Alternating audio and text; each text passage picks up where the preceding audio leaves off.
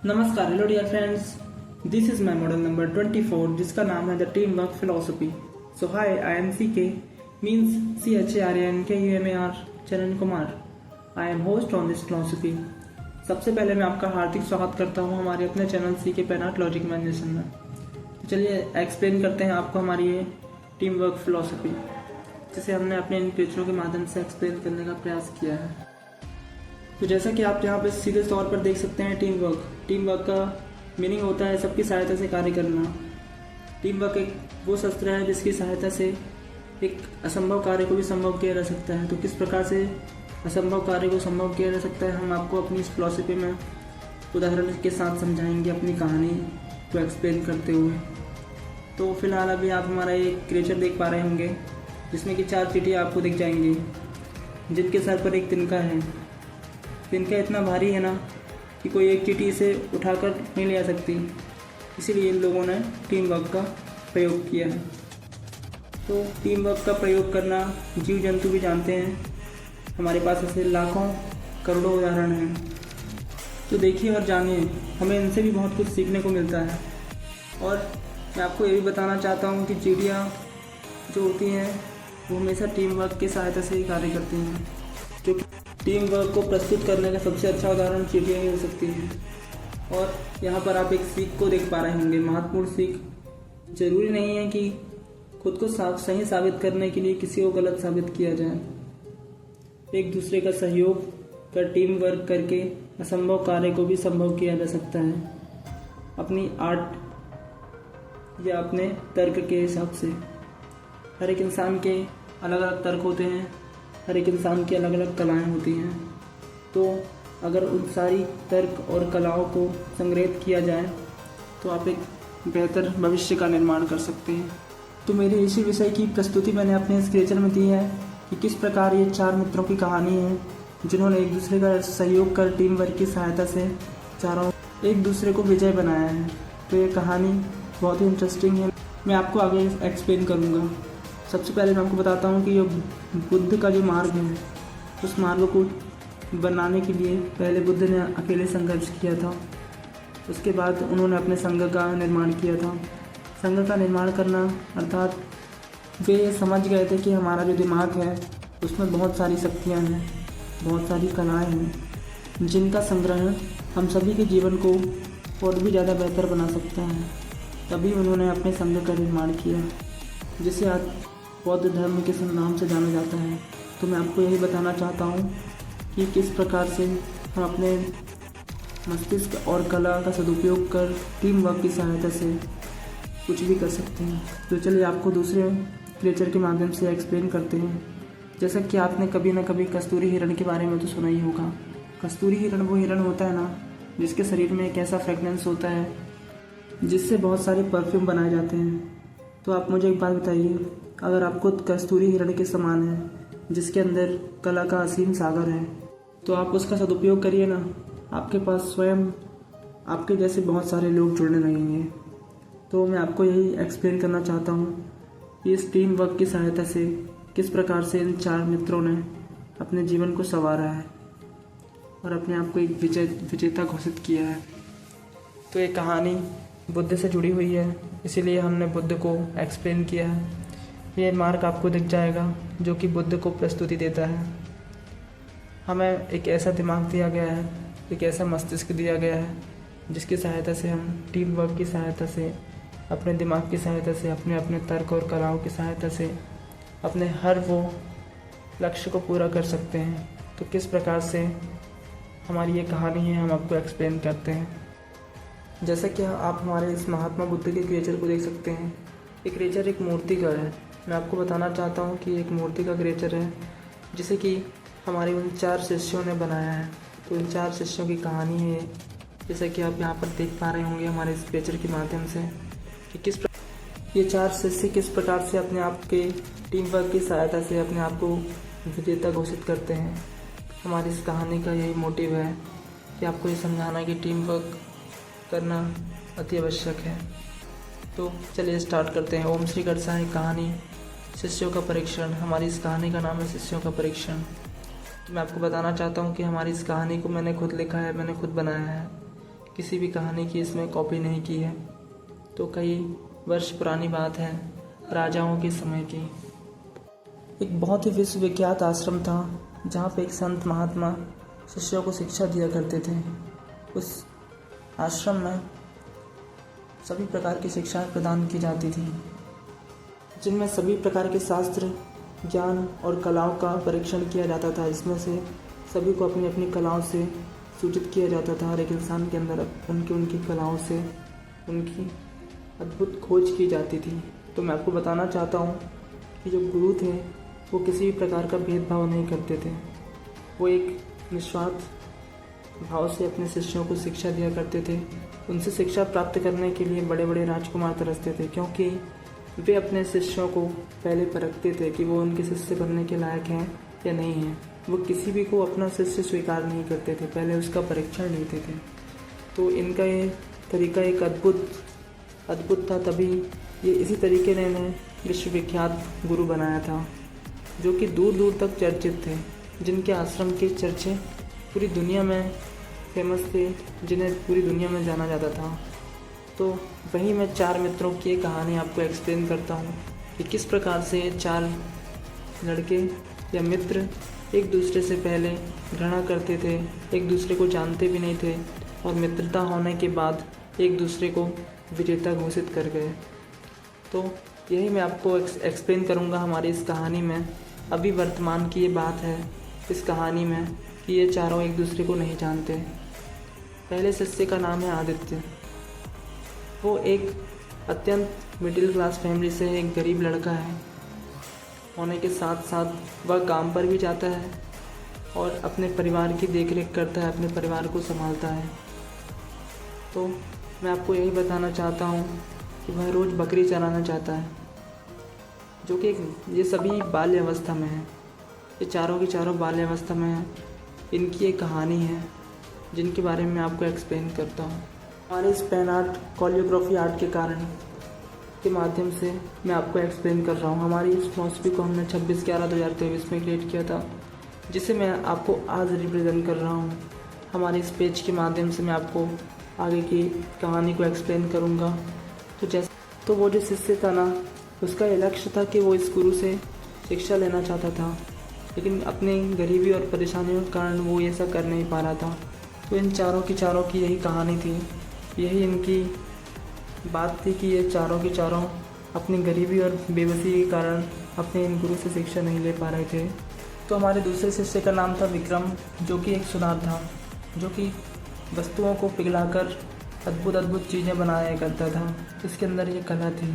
और हमारे पहले शिष्य की कला जो थी वो थी लकड़ियों से बहुत सारी अद्भुत वस्तुएं बनाने की। तो इन सभी के अंदर अपनी अपनी कलाएं थीं, जो कि ये जान चुके थे कि कलाओं का हमारे जीवन में होना हमें एक विशेष प्रस्तुति देता है। तो यही एक विश्वास था उनके अंदर कि वो उन गुरु से जाके शिक्षा ग्रहण करना चाहते थे। तो मैं आपको बताना चाहता हूँ कि हमारे तीसरे शिष्य का नाम था बसंत, जो कि एक मूर्तिकार था, जो कि एक कुम्हार था। तो वो ऐसी मूर्ति बना सकता था कि वो हूबहू इंसान से मेल खाती थी। और हमारे चौथे शिष्य का नाम था वीर, जो कि एक मोची था, जिसके अंदर सिलने की इतनी अद्भुत कला थी कि वो किसी भी चीज़ को सिल सकता था। चिपकाने और सिलने में इतना माहिर था कि वो अद्भुत बेहतर चीज़ों को डिज़ाइन के माध्यम से सिल सकता था, जो अच्छे कपड़ों को सिल सकता था। तो इन चारों के अंदर अपनी अपनी कलाओं का एक विश्वास था। तो चलिए अब एक्सप्लेन करते हैं। इस गुरु का ये उपदेश है इस कहानी में कि हमेशा अपनी कलाओं को चुनिए। आप कितनी भी बड़ी कंडीशन में हो, कठिनाइयों में हो, अपनी कलाओं को चुनिए। अपनी कलाओं के माध्यम से आप अपने उस हर लक्ष्य को हासिल कर सकते हैं जो आप पाना चाहते हैं। तो एक दिन गुरु ने संदेश वाचक से कहा आपने कि ऐसा कौन है जो कि हमसे शिक्षा लेना चाहते हैं, लेकिन किसी परेशानियों और कंडीशनों के कारण हमसे शिक्षा नहीं ले पा रहे हैं। तो उन तक ये संदेश पहुंचाइए कि वे हमें एक पत्र लिखें। वे सभी हमें एक पत्र लिखें जिनमें उनकी गहरी बातें होनी चाहिए, जो हम तक हमारे मन को छूनी चाहिए। तो वही उन्हीं के अनुसार, उस पत्र के अनुसार उन्हें यहाँ पर आमंत्रित किया जाएगा और उन्हें बुलाया जाएगा। तो इन चारों को बुलाया गया। इन चारों के उन पत्रों में उनकी इंद्रियों को भांपकर इन गुरु ने उनके अंतर के आंतरिक सत्य को पहचाना, जो कि उन्हें पहचान गए।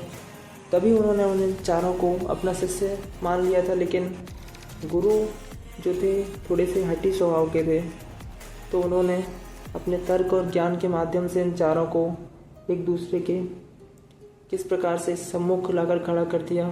तो जैसा कि आप हमारे इस क्रिएचर के माध्यम से देख पाएंगे, आदित्य, विक्रम, बसंत और वीर और महात्मा गुरु, ये हमारे महात्मा गुरु का क्रिएचर है और ये हमारे आदित्य का क्रिएचर है, जिसने रहल को प्रस्तुत किया है। रहल मतलब इसने रहल को दिया है अपने गुरु को तोहफे में।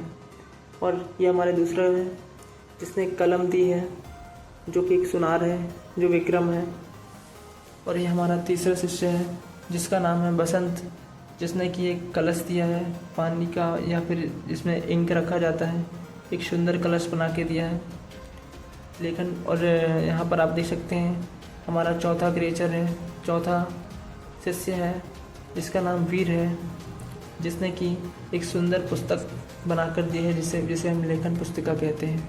तो इन चारों की एकता को देखकर, इन चारों की थिंकिंग को देखकर गुरु इतने प्रसन्न हो गए थे ना कि उनकी प्रसन्नता का भाव वे समझ भी नहीं पा रहे थे। लेकिन वो अपने मन में प्रसन्न थे, उन शिष्यों को दर्शाया नहीं, क्योंकि गुरु हमेशा सख्त होते हैं दिखाने में। तो यही मैं आपको बताना चाहता हूँ कि उन चारों शिष्यों ने ऐसा क्या किया कि वो एकता की एक मिसाल छोड़ गए। हमारी इस कहानी के माध्यम से आपको एक्सप्लेन करते हैं। सबसे पहले उन्हें सूचना दी गई कि आपको 3 प्रकार की परीक्षाएं देनी होंगी। उन 3 परीक्षाओं में जो भी निपुण होगा उसे ही शिष्य माना जाएगा। उन चारों में से किसी एक को शिष्य चुना जाएगा। वे एक दूसरे को देखकर ईर्ष्या कर रहे थे, क्योंकि वो एक दूसरे को जानते भी नहीं थे और वो सोच रहे थे कि मैं ही जीतूंगा या मैं ही जीतूंगा। हर किसी को प्रतियोगिता में विजय होकर अपने जीवन को संवारना था, क्योंकि सभी निम्न वर्ग से थे और गुरु की मंशा कुछ और ही थी और उनके पीछे ज्ञान और तर्क छुपा हुआ था। तो क्या था ये जानते हैं। तो चलिए स्टार्ट करते हैं। जैसा कि हम सभी जानते हैं कि गुरु ने अपने शिष्यों को कल प्रातःकाल शिक्षा लेने के लिए कहा कि कल प्रातःकाल आपकी शिक्षा होगी, आप सभी को शिक्षा देनी पड़ेगी। तो जिसे अगर शिक्षा नहीं देनी है, परीक्षा नहीं देनी है, वो भी बता सकता है। तो सभी ने कहा कि हमें कोई प्रश्न नहीं है, हम परीक्षा देने के लिए तैयार हैं। तो कल प्रातःकाल परीक्षा प्रारंभ की गई, उन्हें परीक्षा दी गई। उन्हें टास्क दिया गया कि आप सभी को अपने गुरु को एक ऐसी वस्तु लाकर देनी है, अपने अपने हाथों से, अपने अपने तर्क से, अपने अपने सूझबूझ से बनाकर, कि आप अपने गुरु को भेंट के तौर पर दे सकें।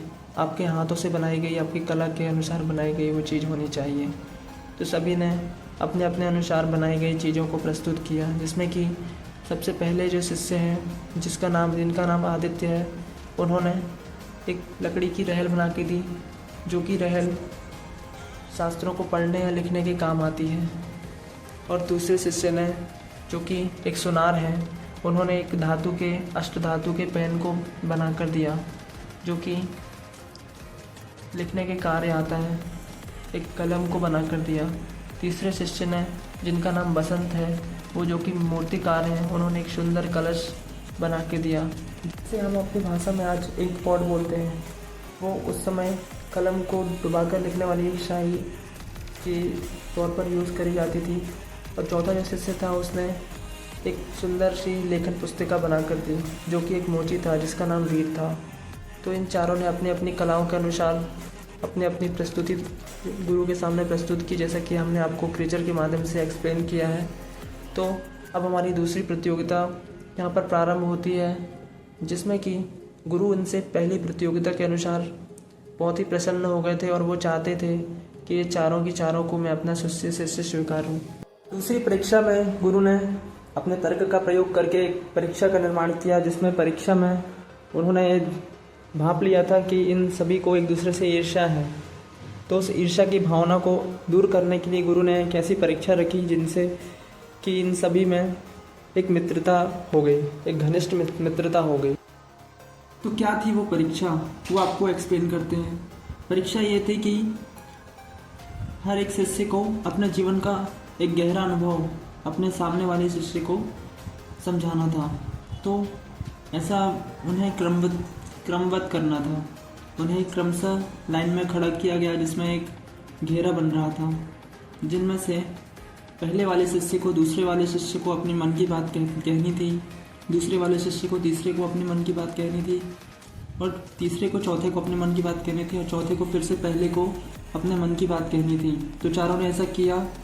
सभी ने एक दूसरे की कंडीशंस को समझा, एक गहरी बात एक दूसरे से कही। तो सभी ये समझ गए कि हम सभी एक ही निम्न वर्ग से हैं, तो एक दूसरे को गिराना सही नहीं है। तो एक दूसरे को समझने और जानने के बाद उनमें एक गहरी मित्रता हो गई, और सभी ने फिर अपने अपने मित्र के द्वारा कही गई बातों को अपने गुरु को प्रस्तुत किया, जिसे सुनने के बाद गुरु भी अत्यधिक प्रसन्न हुए, और इतनी प्रसन्नता के साथ उन्होंने ये कहा कि आपकी दूसरी परीक्षा भी समाप्त हुई, लेकिन परिणाम परीक्षा का हम आपको तीसरी परीक्षा में सुनाएंगे। तो फिर तीसरी परीक्षा प्रारंभ की गई, और तीसरी परीक्षा के साथ साथ उन्हें समझाया गया कि यही आपकी सबसे अंतिम परीक्षा है, जिसमें से आप सभी में से एक का चयन किया जाएगा। तो सभी शिष्य आश्चर्य में पड़ गए और सोचने लगे। तो गुरु ने कहा, हमारी आगे की परीक्षा है कि आप सभी को अपने अपने कलाओं और शौर्य के माध्यम से कुछ ऐसी वस्तुएं बनाकर मुझे प्रस्तुत करनी होंगी, जिसके बारे में आप मुझे एक लॉजिकल पॉइंट को समझा सकें, जिसके बारे में जुड़ी हुई बहुत सारी गहरी बातें होनी चाहिए। तो क्या है ऐसा, क्यों है? तो जिसके लिए आपको 2 दिन का समय दिया जाता है। तो 2 दिन में आप क्या करते हैं, क्यों करते हैं, कैसे करते हैं, ये आप पर निर्भर करता है। तो मैं आपको बताना चाहता हूँ कि चारों इस परीक्षा में निपुण हो गए थे। तो कैसे हुए थे निपुण, सोचिए और बताइए। एक सस्पेंस के साथ मैं आपको ये डालना चाहता हूँ, आपके दिमाग में सस्पेंस डालना चाहता हूँ कि आप सोचें कि उन चारों ने ऐसा क्या किया कि वो निपुण हो गए। तो चलिए आपको एक्सप्लेन करते हैं कि उन चारों ने क्या किया। उन चारों ने बहुत सारे विचार विमर्श के बाद ये सुनिश्चित किया कि हम सभी की सभी एक निम्न वर्ग से हैं। हम में से अगर कोई एक चुना जाएगा तो हम सभी दुखी हो जाएंगे। तो उस हिसाब से फिर गुरु की बातें उन्हें याद आईं कि गुरु ने कहा है कि एक ऐसी वस्तु को प्रस्तुत करो जिसके माध्यम से आप मुझे कुछ गहरी बातों को समझा सको। तो क्या हम सभी अपनी कलाओं और प्रदर्शन से एक ऐसी वस्तु बना सकते हैं? हम सभी अपने कलाओं के माध्यम से एक ऐसी वस्तु बना सकते हैं जिसमें कि हम सभी के सभी अपने अपने तथ्यों को एक्सप्लेन कर सकते हैं। तो ये सुझाव सभी को अच्छा लगा। तो मैं आपको बताना चाहता हूँ कि उन्होंने एक मूर्ति बनाई, एक ऐसी मूर्ति जो श्री महात्मा गौतम बुद्ध की मूर्ति थी। उस मूर्ति में जो वस्त्र थे वो कि जो मोची था उसने उनके वस्त्र से सिल दिए। जो कि एक शिष्य कुमार था, उनने उनकी एक भव्य मूर्ति बनाई। तो जो कि एक पहला शिष्य था जिसने कि लकड़ी से रहल बनाई हुई थी, उसने उस लकड़ी में बहुत सारे डिज़ाइनों को बनाकर रख दिया और उनके लिए एक सिंहासन बनाया लकड़ी से, जिसमें कि उसने बहुत सारी डिज़ाइनों को बनाया। और हमारा एक और शिष्य जो बाकी था, जो कि एक मोची था, उसने अपनी सुंदर बनाई गई किताब को, लेखन पुस्तिका को उनके हाथों में रख दिया। तो किस प्रकार की थी वो मूर्ति, ये आपको दिखाना चाहते हैं। इन चारों ने अपनी सूझबूझ के माध्यम से, अपने अपने तर्क और अपने अपने एफर्ट्स के माध्यम से एक सुंदर मूर्ति बनाई, अपने आप को सही साबित करने के लिए। तो इस कहानी से सबसे अहम सीख हमें ये मिलती है कि ज़रूरी नहीं है कि आप खुद को सही साबित करना चाहते हो तो किसी और को आपको गलत साबित करना पड़े। आप स्वयं के साथ साथ उसे भी जिताकर अपनी जीत में उसे भी शामिल कर सकते हैं। और टीम वर्क की सहायता से हम इतने बेहतर वस्तु का निर्माण कर सकते हैं जिसमें कि हम सभी के एफर्ट्स और हम सभी के नॉलेज का उपयोग किया जा सकता है। तो क्या है वो, कैसी थी वो मूर्ति, ये आपको दिखाते हैं। आप अपने आपके काम पर ऐसा काम करिए कि आप कचरे से उठाई हुई चीज़ों को भी सोने के दाम पर बेच सकें। ये थी हमारी वो मूर्ति श्री महात्मा गौतम बुद्ध की, जिसके सिंहासन को आप देख सकते हैं जो कि लकड़ी का बना हुआ है, जिसके हाथों में आप देख सकते हैं अष्टधातु की एक पेन दिख जाएगी। तो यहाँ पर आप पढ़ सकते हैं बुद्धम शरणम गच्छामि, धम्मम शरणम गच्छामि, संघम शरणम गच्छामि। ये बौद्धिस्टों का एक मंत्र है जो कि, तो आप यहाँ पर देख सकते हैं इनके हाथों में अष्टधातु की पेन है, इंक पॉट है धातु से बना हुआ, और आप यहाँ पर और देख पा रहे होंगे कि एक सुंदर सी भव्य मूर्ति आपको यहाँ पर देखने को मिल जाएगी। तो जब ये मूर्ति उन्होंने अपने गुरु को बनाकर दी ना, तो गुरु इतने प्रसन्न हुए कि उन्होंने तुरंत सभी को अपना शिष्य स्वीकार लिया। तो यही वो गुरु सिखाना चाहते थे कि टीम वर्क की सहायता से, सभी की सहायता से एक बेहतर कल का निर्माण किया जा सकता है। और उन्होंने अपनी इस परीक्षा के माध्यम से साबित कर दिया कि एकता के दम पर कुछ भी हासिल किया जा सकता है। तो धन्यवाद, मिलते हैं नेक्स्ट फिलॉसफी में। तो